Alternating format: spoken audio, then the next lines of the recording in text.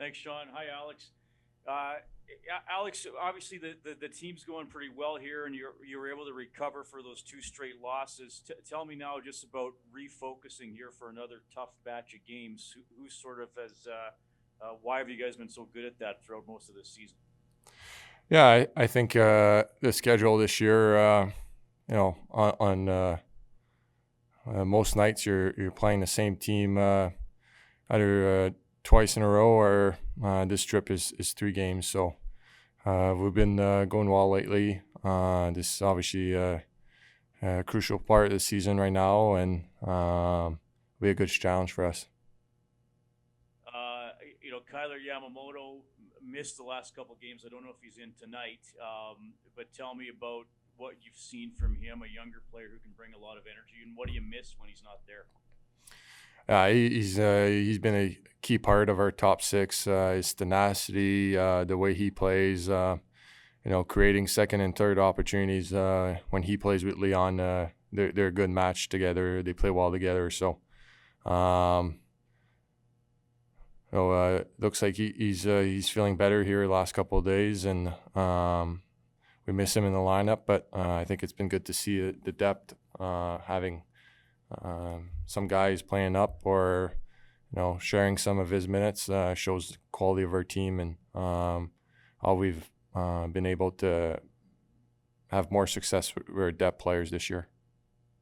Bob Stauffer, 630 Tread. Morning, Alex.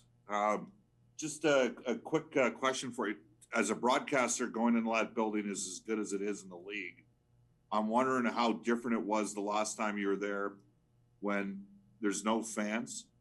And, did it even seem like you were playing in the same building? Because I know the team's had a lot of success there over the last several years. Yeah. You mean as a Montreal here, Bob? Yeah, coming in Montreal. Yeah. Montreal. How different was it without the fans? And does it take away from one of the best experiences? I think most of the players would suggest the entire league. Correct. I think, personally, obviously, I'm from around here. So this is always a special place to play. The atmosphere is it's probably a top 3 building in the league.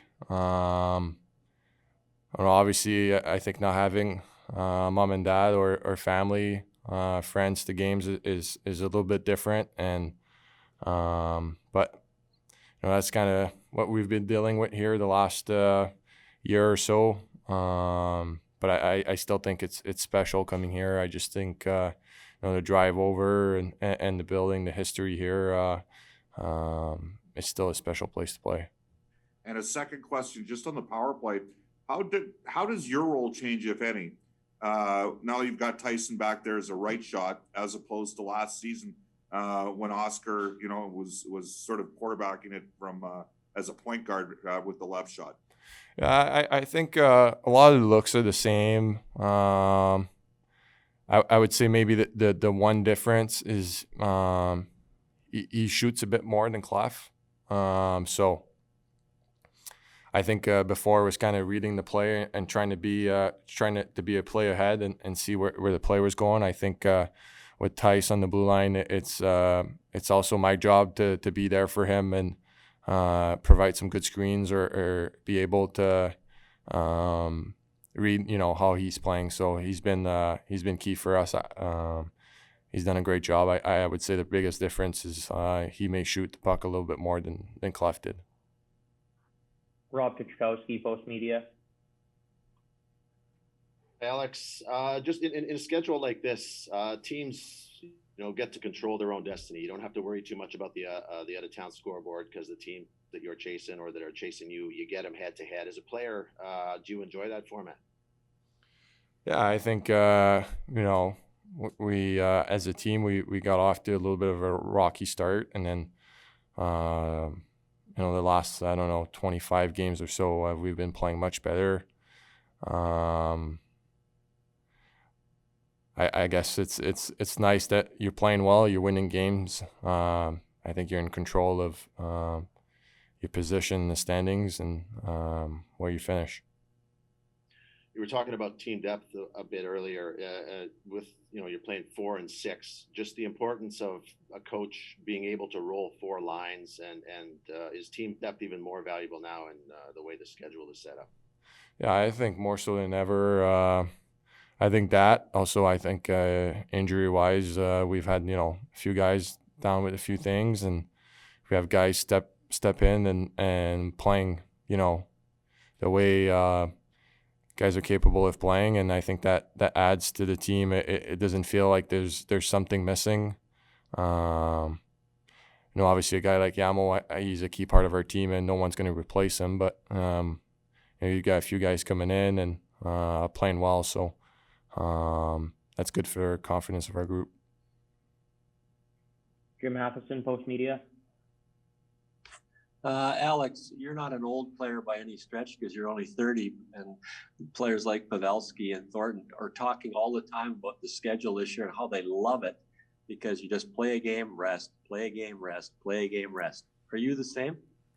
Yeah, I would say what's been nice this year is I've had a few stretches where I think physically, mentally, I felt good, and that carries on for a couple games, and there's not so much in between, and then some of the games that maybe you don't feel as good, you're playing again in the next night or 2 nights after. So it's nice. It gets a chance to refresh and gives you an opportunity to, change something maybe in your routine. So I'd say it's been, I thought the schedule was going to be heavy and maybe harder on the body. I still think that. I believe, though, that there's an opportunity for success for players that have been in the league maybe for a longer time. And when you were growing up in Montreal, did you have any posters of players on your bedroom wall? Not sure if I had a few posters or not. I think big fan of Koivu or Vincent D'Anfous for some reason. Super, thank you.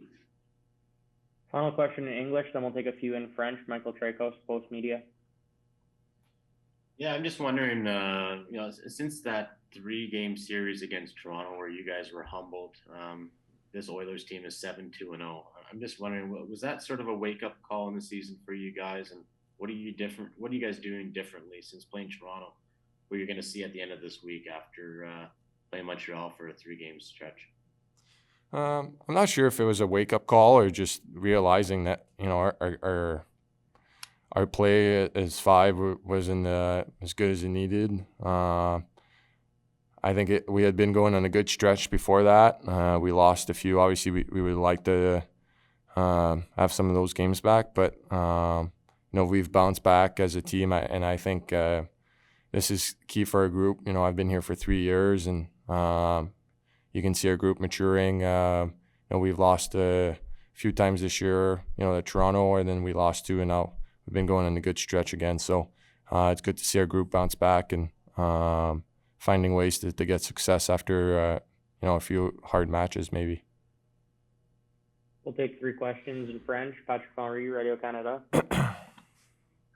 Alex, dans une saison normale, on part pour un voyage de 5 matchs sur la route. On dit on ramasse 5 points, on revient à la maison, on est content, on a ramassé 50% des points. Est-ce que c'est la même chose avec ce voyage-là? Est-ce que c'est comme ça que tu le vois, ou à 5 points, on ne serait pas vraiment content? Je pense qu'on y va un match à la fois, concentré sur le match de ce soir. Je pense que c'est le premier match sur la route sur une série de 5, donc c'est important d'avoir une bonne performance. Tu vas passer une semaine complète à Montréal sans vraiment voir personne. Est-ce que tu as besoin d'oublier que c'est Montréal et de te dire que c'est juste une autre ville que tu visites et c'est pas Montréal? Oui, c'est sûr que le scénario est évidemment un petit peu différent cette année. Mais je crois que c'est la même chose un peu partout. Évidemment, on n'a pas accès aux les restaurants ou sortir de l'hôtel. Donc, c'est plate un petit peu, mais c'est le scénario qui nous est donné. Simon Olivier Laurent, La Presse.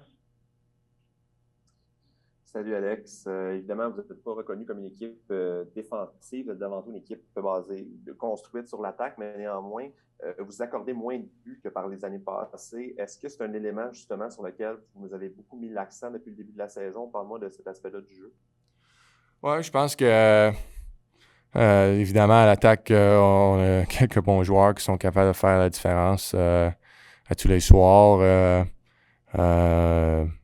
C'est sûr que on a réalisé l'année passée que si on était capable de limiter certains buts en certains matchs, ça pouvait nous aider sur le long terme. Donc, je dirais les petits aspects de nos matchs se sont vraiment améliorés.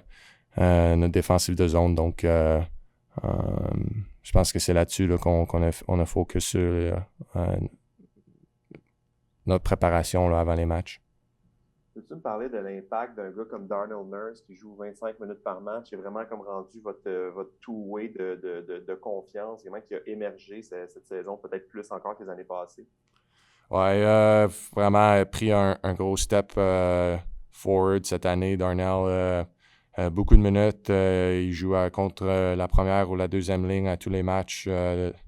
Avantages numériques, désavantages numériques. C'est un gars qui a le leadership dans la chambre. Vraiment là, pris un gros step cette année, puis ça paraît dans notre groupe. Final question, Marc-André Perreault, TVA. Oui, salut Alex, est-ce que tu m'entends bien? Oui. Oui, écoute, je voulais juste te parler de Connor McDavid. Ça fait 3 ans que tu es avec les Oilers. Des fois, on oublie qu'il a juste 24 ans. Il s'enligne pour une saison, ça sera un pace de quasiment 150 points. Est-ce que tu as vu une progression dans son jeu dans les 3 dernières années? Si oui, laquelle? Ou il est juste trop dominant pour pouvoir progresser? Je dirais là, la plus grande chose là, de Connor, c'est oui, ses habiletés techniques sont off the chart. Son coup de patin, son lancer, ses mains. Je te dirais la plus grosse... qu'est-ce que moi, il me fascine beaucoup, c'est son désir de vouloir s'améliorer.